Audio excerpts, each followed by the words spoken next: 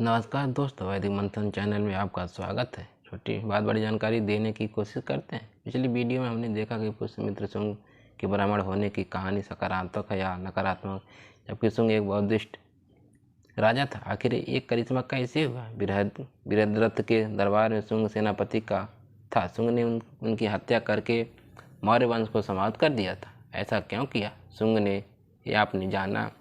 आइए इसके आगे जानने की कोशिश करते हैं।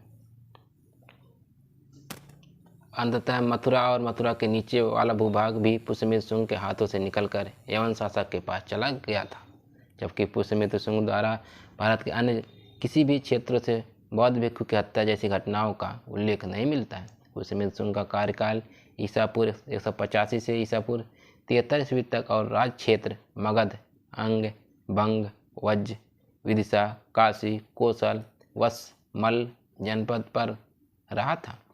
जिस जनपद में भगवान बुद्ध का जन्म स्थान लुम्बिनी, ज्ञान प्राप्ति स्थान बोधगया, महापरिनिर्वाण स्थान कुशीनगर, धम्मचक्र प्रवर्तन स्थान सारनाथ, विश्वविख्यात शिक्षण संस्थान नालंदा, पहली संगीत स्थान राजगीर, दूसरी संगीत स्थान वैशाली के साथ साथ सम्राट अशोक द्वारा स्थापित अनेक स्तूप और स्तंभ था, जिसमें तनिक भी खरोच नहीं आई थी। इसके साथ ही न जाने ऐसे कई अन्य प्रमुख स्थान भी थे, जो सभी स्थान सम्यक काल के आराध्य स्थान होने के साथ साथ इन स्थानों पर अनगिनत बौद्ध भिक्षु का रहना भी होता था। लेकिन शुंग वंश के 112 वर्षों के कार्यकाल में कहीं से भी कोई अप्रिय घटना घटने का पुरातात्विक साक्ष्य नहीं मिला।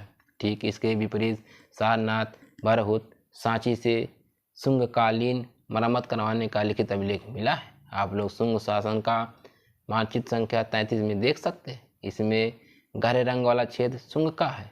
आज पुष्यमित्र शुंग के बारे में जो दर्शाया जाता है, उन हत्यारों का कारण संस्कृत न होकर राजनीतिक था, जिसे केवल एक विशेष क्षेत्र की सत्ता हेतु युद्ध कह सकते हैं। ये सब प्रमाण कहते हैं कि शुंग भी एक बुद्धिस्ट था, न कि ब्राह्मण। आज तक शुंग का जो भी साक्ष्य प्राप्त हुआ है, उससे पता चलता है कि शुंग के वंशज बौद्ध थे।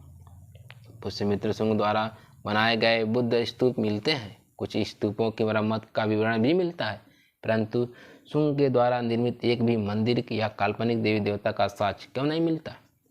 आज तक किसी ने भी शुंग के ब्राह्मण होने का साक्ष्य नहीं दिया है।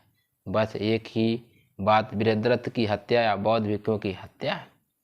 शुंग की सकारात्मक या नकारात्मक रूप से ब्राह्मण होने वाले जो भी सज्जन है, वे सभी लोग शुंग काल में कोई ब्राह्मणी ग्रंथ, ब्राह्मणी मंत्र, ब्राह्मणी यंत्र जैसी परंपरा की शुरुआत का साक्ष्य प्रस्तुत करें। अन्यथा नकारात्मक रूप से ब्राह्मणों को ईसापुर में स्थापित करने का काम करना छोड़ दें, क्योंकि जाति और वर्ण व्यवस्था का साक्ष्य मिलना ही 7वीं से 8वीं शताब्दी के बाद से शुरू हुआ था। मध्य प्रदेश में ही सम्राट अशोक द्वारा निर्मित सांची का स्तूप मिला है। इस स्तूप की खुदाई में पुष्यमित्र शुंग का लिखित साक्ष्य मिला है कि पुष्यमित्र के कार्यकाल में यह स्तूप कमजोर अवस्था में पहुंच गया था, जिसकी वजह से शुंग ने सांची स्तूप का पुनरुद्धार और स्तूप को सुंदरतम रूप देने का प्रयास करते हुए उसके बाहरी दरवाजे का निर्माण करवाया था, जिसे आज भी आप लोग जाकर देख सकते हैं। इन सभी बातों को आज आप दबा नहीं सकते हैं, बल्कि किताबों के माध्यम से उत्खनन में प्राप्त पुष्यमित्र द्वारा लिखित अभिलेख को आज सभी को दिखा सकते हैं। संपूर्ण भारत में मौर्य शासन के खात्मे के बाद सिर्फ उत्तर भारत में शुंग वंश का उदय हुआ था, जबकि पश्चिम भारत में मध्य एशिया के शासक और दक्षिण भारत में सातवाहन वंश का उदय हुआ था। परंतु उत्खनन द्वारा उस सातवाहन कार्यकाल का भी काफ़ी साक्ष्य आज भारत के संग्रहालय में उपस्थित है। लेकिन कोई यह बताए कि वेद और वैदिक ऋचाओं से परिपूर्ण कौन सा साक्ष्य उनमें मौजूद है, जिसे आज यह कहा जाए कि वैदिक सभ्यता पूर्व काल से चली आ रही। महान सम्राट चक्रवर्ती अशोक के विशाल मगध देश का जो सीमा क्षेत्र था, वह म्यांमार से लेकर अफगानिस्तान तक और तिब्बत से लेकर सीलोन तक फैला था। लेकिन उसके विपरीत बृहद्रथ के समय का जो देश का क्षेत्रफल था, वह सिमटकर आज का बिहार, उत्तर प्रदेश, दिल्ली और मध्य प्रदेश तक रह गया था। शेष अन्य क्षेत्रों में सातवाहन और मध्य एशिया से आए हुए कुछ शासकों का आधिपत्य हो गया था। इस वजह से मध्य भारत के भूभाग पर ही बृहद्रथ की राजसत्ता थी। शुंग शासन की नींव भी कमजोर शासकों के कारण काफ़ी कमजोर थी। इस वजह से शुंग का शासन भी बहुत प्रभावशाली तरीके से ज़्यादा दिन तक नहीं चल सका। शुंग वंश का अंतिम सम्राट देवभूत शुंग था और उसका मंत्री वासुदेव कण्व था।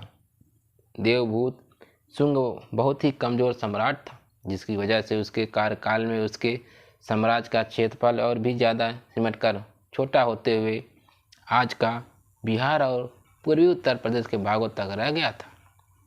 आगे देवभूमि शुंग का मंत्री वासुदेव कण्व ने भी देवभूत शुंग की हत्या करके शुंग साम्राज्य का खात्मा करते हुए अपने आप को कण्व वंश का सम्राट घोषित किया और मगध की गद्दी पर बैठ गया। लेकिन कण्व वंश भी ज़्यादा वर्षों तक मगध की गद्दी को बचाए नहीं रख सका। उसका अंतिम शासक सुश्मी कण्व था। कण्व के क्षेत्र को भी देखें। जल्द ही मध्य एशिया के विदेशी हिंद बैक्टीरियाई यूनानी शासकों ने आक्रमण करते हुए भारत पर अपना आधिपत्य समाप्त कर लिया। आज बस इतना ही, फिर मिलेंगे अगली वीडियो में। तब तक के लिए नमस्कार।